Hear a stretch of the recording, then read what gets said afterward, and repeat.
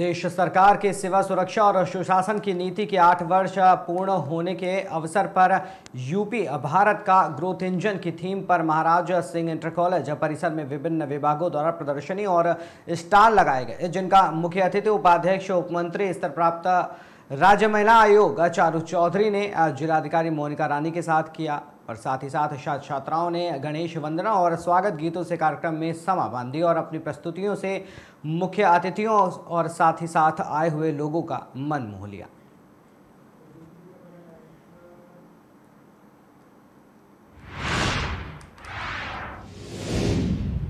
पुणे और सिंगापुर स्थित कथक कलाकार नयनतारा परपला वर्तमान में अपनी नवीनतम नृत्य प्रस्तुति कथा तरंगिम के साथ लखनऊ सहित उत्तर भारत के चुनिंदा शहरों का दौरा कर रही हैं।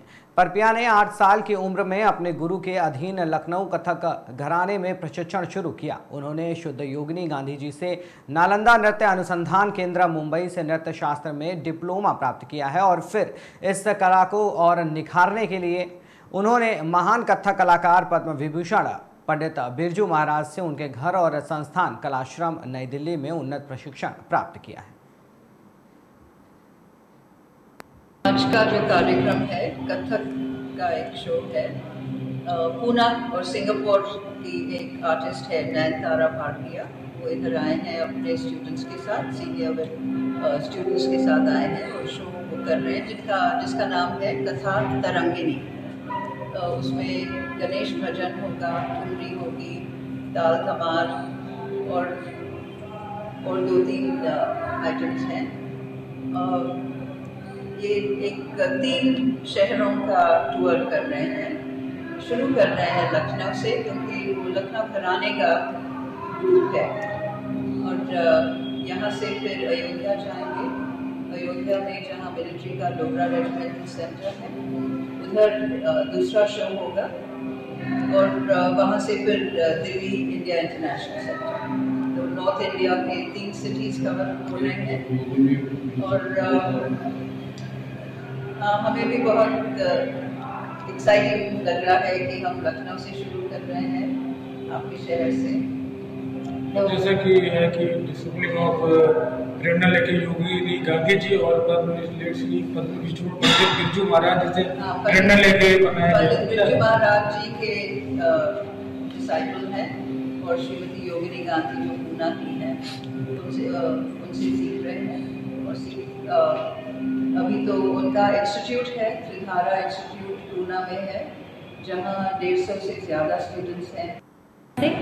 मेरा नाम नयनतारा पारपिया है और मैं श्रीमती योगिनी गांधी जी और पंडित बिरजू महाराज जी की शिष्या हूँ। मैंने बचपन से कथक सीखा है और आज लखनऊ में आके मुझे बहुत ही अच्छा लग रहा है, क्योंकि कथक यहाँ से एक्चुअली पैदा हुआ है और यहाँ आते हुए ही वो लगता है बिल्कुल it's so touching to see from the architecture, from the culture, it feels like the dance is alive in Lucknow and we are very happy to be here. आज मेरे 4 शिष्याएं भी हैं, रमा ठकार, ऐश्वर्या राजपूत, कृति सिद्धार्थ और स्वराली टिके। और हम आए हैं यहाँ पे कथा तरंगिनी प्रस्तुत करने के लिए। और this production is meant to be, Tarangini जो होता है एक नदी का बहाव जैसा होता है, जैसे माँ गंगा का एक बहाव होता है जो समय के शुरुआत से अब तक चलते आ रहा है। इसी तरह कला का जो प्रयोग, व्हाट इज नॉट प्रयोग, कला का प्रगति है, प्रवाह जी। तो कला, हमारे कला का जो प्रवाह चलते आ रहा है आज तक और आगे भी बढ़ने वाला है। This production is meant to honour that and to honour the legacy of my gurus and their gurus before them. Which is why my students are here as well with me, and we want to showcase something to express our gratitude to our gurus and to continue to commit and continue our journey forward. आज का जो कार्यक्रम है कथक का एक show है। पूना और Singapore की एक आर्टिस्ट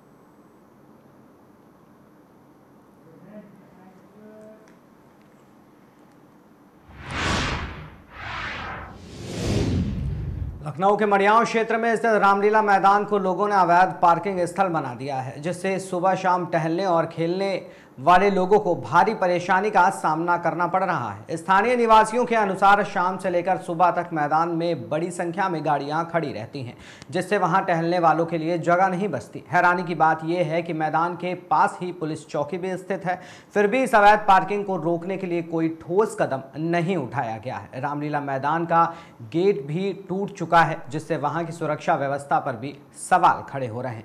खास बात यह है कि कई वर्षों से इस मैदान में राष्ट्रीय स्वयंसेवक संघ RSS की शाखा आयोजित होती है, लेकिन अवैध पार्किंग के कारण स्वयंसेवकों को भी असुविधा का सामना करना पड़ रहा है।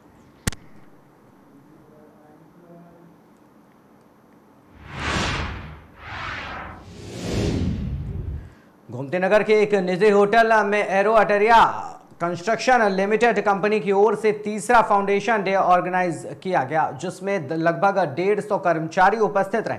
कंपनी हेड ने बताया कि कर्मचारियों के अच्छे कामों को देखते हुए 4 कर्मचारियों को एक कार गिफ्ट में दी गई है। कर चुके हैं ऑर्गेनाइज मींस कि हमारे पास जो लोग हैं उनको हमने काफ़ी ट्रेनिंग दी है और वो SOPs फॉलो करते हैं, वो सिस्टम के थ्रू काम करते हैं एंड देन वो डिफरेंस क्रिएट करते हैं। जो MNCs के फैसिलिटीज़ है वो हम एरो एट्रिया में लेके आए हैं। हम लोगों को राउंड द क्लॉक जो है सिक्योरिटी देते हैं, उनको आने जाने के लिए गाड़ियाँ देते हैं एंड देन जो वहाँ पे जहाँ पे उनकी रिहाइश हो वहाँ पे कुक की व्यवस्था है। सो अगेन टेक्नोलॉजी हमारे पास है। हमारे पास जो अभी का चैलेंज है वो यही है कि हमें ज़्यादा से ज़्यादा लोगों को जोड़ना है। सो उस कमी को पूरा करने के लिए हमने एक नया डेवलप किया है अपना इंक्यूबेशन में, जिसको हम बाद में लॉन्च भी करेंगे, जो कि मैन पावर मैनेजमेंट सिस्टम, जिसके बारे में नेहा जी बताएंगी कि MMS कैसे काम करेगा, इससे रोजगार में क्या बढ़ोतरी आएगी, इससे लोगों को क्या फायदा मिलेगा। जी MMS मतलब है कि man power management system multitude, जो हमारा नया स्टार्टअप है जिसको हम लॉन्च करने वाले, कंपनी ऑलरेडी रजिस्टर्ड हो गई है। हमने काम करते करते देखा कि जो मार्केट में और लेबर्स में कंस्ट्रक्शन इंडस्ट्री में जो गैप आती है उसको हम कैसे फुलफिल करें, उन चैलेंजेस को हम कैसे मीट आउट करें। तो उसके लिए हमने काम किया है इस स्टार्टअप के लिए, और ये स्टार्टअप का जो अनाउंस करना था हमें, अभी यहाँ बात हो रही है। एक्चुअली इसमें क्या होगा कि हम जो लेबर क्लास है, जो भी हमारे मजदूर लोग हैं, उनको हम डायरेक्टली अपने पेरोल पे लेंगे। जैसे कि हमारे जो एम्प्लॉयज हैं वैसे हम उनको MMS के थ्रू लेंगे, उनका प्रॉपर हम PF भरेंगे। PF हम आज भी करते हैं कंप्लेंट्स, लेकिन वो हम थर्ड पार्टी के थ्रू करते हैं। उनको हम डायरेक्टली PF देंगे और उनको ESIC में एनरोल करेंगे, जिससे उनके पूरे परिवार की सुरक्षा उनको मिलेगी। प्लस अगर वो आपके एनरोल पे है, आपने कभी किसी लेबर को नहीं देखा होगा क्रेडिट कार्ड यूज करते हुए, लेकिन अगर हम सैलरी प्रोवाइड करेंगे वो लेबर क्रेडिट कार्ड यूज करेगा, उनकी लिविंग स्टैंडर्ड में बढ़ोतरी होगी।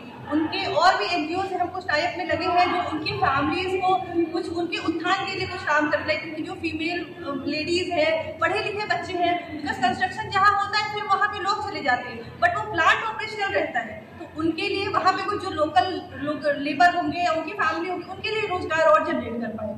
सौरभ जी, आपसे और जानना चाहेंगे कंपनी के बारे में। कंपनी नया कुछ कंस्ट्रक्शन दिशा में कुछ नया इनोवेशन क्या कर रही है? क्या नया इनोवेशन की अगर हम बात करें तो हम रिन्यूएबल एनर्जीज में हैं। अभी हम बायो CNG के प्रोजेक्ट कर रहे हैं, हम सोलर के प्रोजेक्ट पे भी जाएंगे। सो हम कंटिन्यूअस टेक्नोलॉजी को अडॉप्ट करेंगे।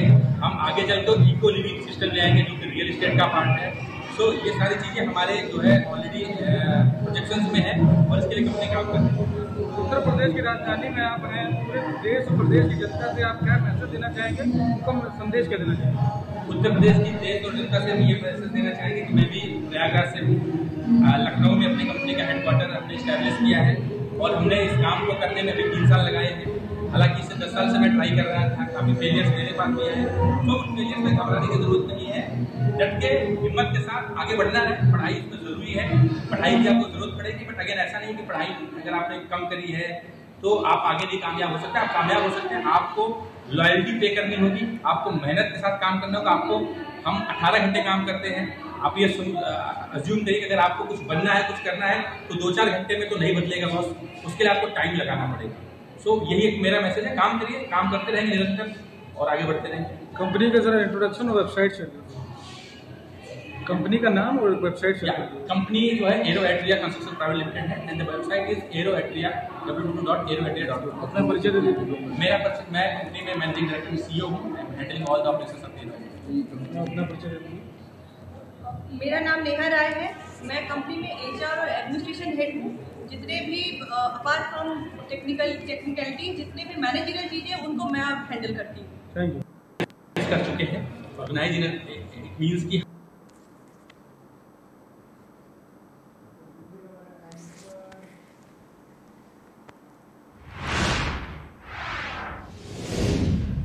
वहीं भोपाल से खबर आई है जहां पर भदभदा पुल से नवविवाहिता ने छलांग लगा दी। नीलबढ़ निवासी नवविवाहिता को डूबने से बचाया गया। नवविवाहिता को शारदा हॉस्पिटल में भर्ती कराया गया। कमला नगर थाने की ये घटना है। खुदकुशी की कोशिश के कारणों का अभी पता नहीं चल पाया है। पुलिस मरकायम कर मामले की जांच कर रही है।